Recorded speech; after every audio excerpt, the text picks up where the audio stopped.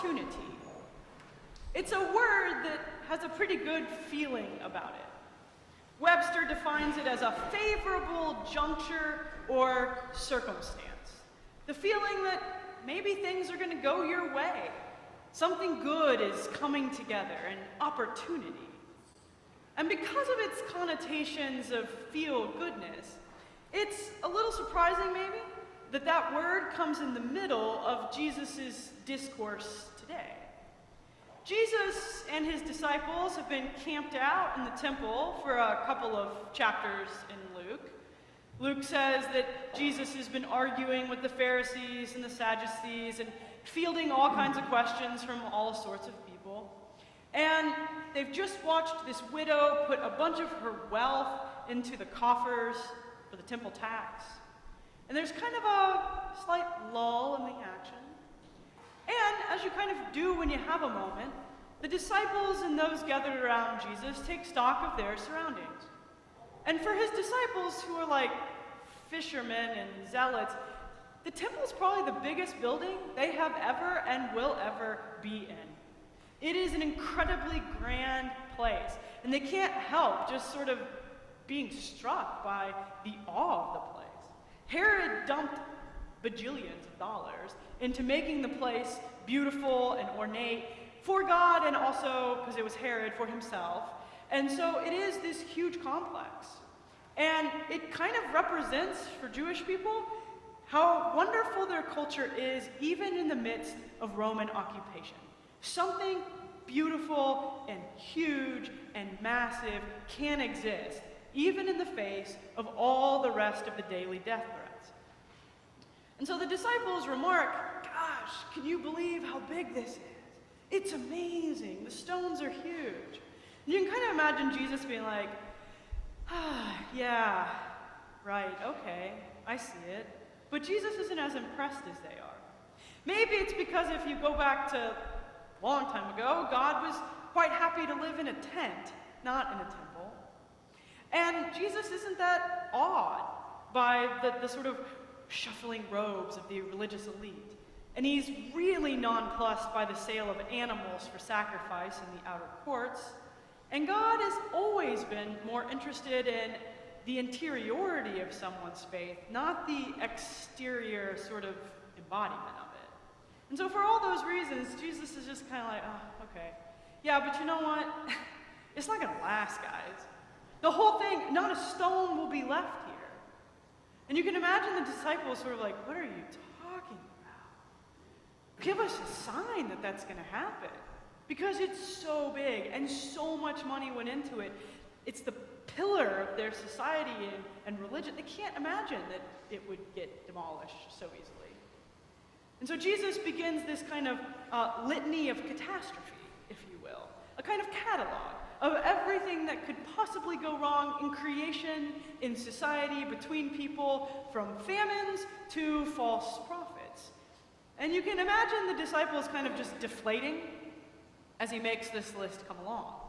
And by the time he gets to the end, it's personal. Oh, and by the way, disciples, you will be thrown into prison. You will be hauled in front of princes. You will be turned on by your friends and family and neighbors. And if I was the disciples, I would not be thrilled to hear this. I don't want to be in an earthquake, and I don't want to be in a war or an insurrection. I don't really want to face persecution or be thrown into suffering or have to testify in front of princes. So you can imagine the disciples are just, they're not happy about hearing this, and they're confused about it. And maybe it is that Jesus is predicting the downfall of the temple, because by the time Luke gets written, it's toast. In 70, the Romans march in and they raze the place. And it's still razed to this day. And so it literally happens. But it could, in the sort of polyvalent way of reading scripture, be that Jesus is just describing how it always is. I mean, there's always things that are not going well in the world. All it takes is one kind of spin of the globe today, and you can tell that. There's famines in Ethiopia, and insurrections and war, too. War in Ukraine, fires like in the Arctic, as well as North America and Europe. Pakistan was ravaged by floods. People's lives were devastated. And our own culture, it's a time of some disunity and division. Politics is spilled out into our personal lives like maybe never before, dividing families and friends and really determinative of people's worldviews in ways we might not have imagined it to be possible. And so, yeah, the temple stones definitely fell down. But some of our own foundations are a little bit shaken. If we took the Western world as normative, or democracy as assumed, or as even our own norms about how we live together. And of course, there's just personal ravages of illness and loss. And in the middle of that litany, Jesus says, oh, by the way, there lies the opportunity. A positive word. A moment that means a juncture, a favorable juncture, or circumstance. But it doesn't initially sound like there's anything favorable in anything Jesus has said. But that's kind of the rub. It's in the darkest night that you really need the light, isn't it? That in times of difficulty and destabilization and distrust, people begin to cast about for why it's all happening and what were the assumptions I made and where might I hear a new voice for truth? And Jesus says, that's the opportunity. The disciples in the middle of all of it will be called upon to share their testimony about God. They will be witnesses. I'm very aware that witnesses testify testimony do not land on Episcopal ears with a great amount of love or resonance. But listen, in this context, and I would just say in the rest of the New Testament, those words are courtroom words. You have to put them in the context of court. If we're a witness in a courtroom, what are you doing? You're taking an oath to tell the whole truth and nothing but the truth, right? Your testimony is simply saying, this is what I saw, this is what I heard, this is what I experienced. That's all the disciples are called to do. They will be hauled in front of the equivalent of first century court, and they're just to tell the truth of their experience of God.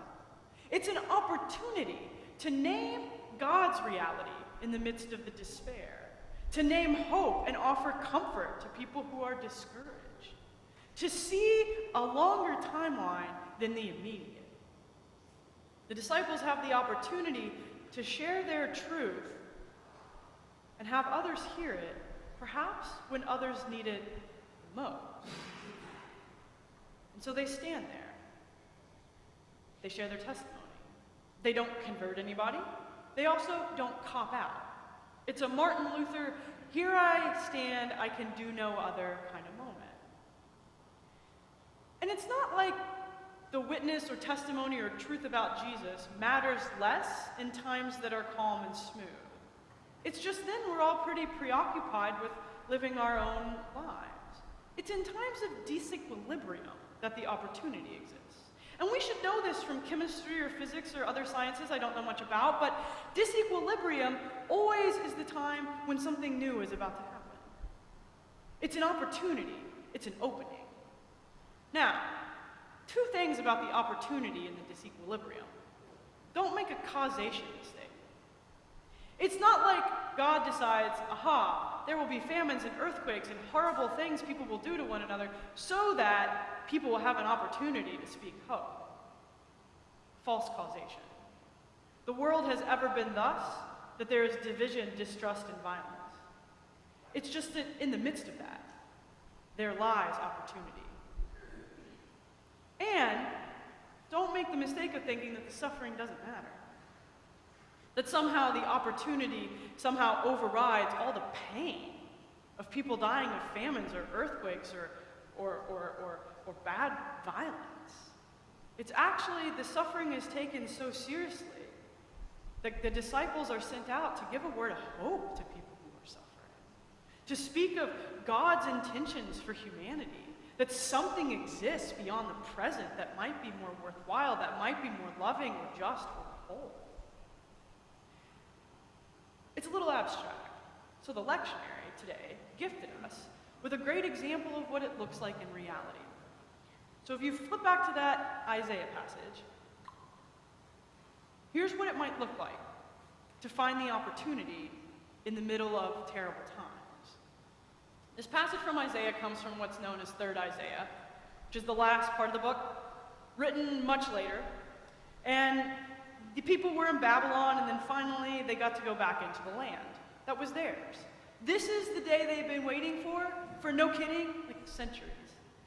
They're psyched. Except when they get back, it's a disaster. Like, remember, it got burned. Like, remember, it got sacked.